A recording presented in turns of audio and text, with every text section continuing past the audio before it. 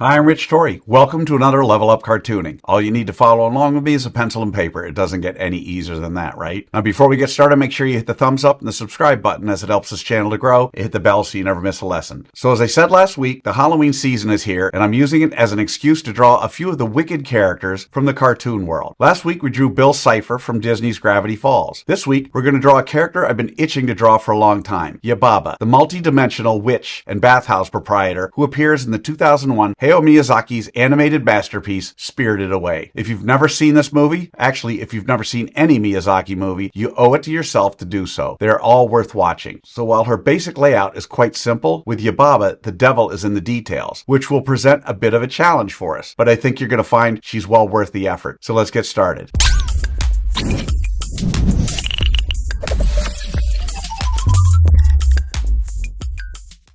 We're going to draw Yababa step by step, giving you the secret formula to be able to draw her again and again. If you've watched any of my other videos, you know I normally use the character's head to figure out how big the entire character is. Yababa is roughly 2.5 heads tall. In other words, however tall her round head is, minus her big hair, her whole body is about 2.5 of those tall. Okay, so let's draw the roadmap for our witch from Spirited Away, Yababa.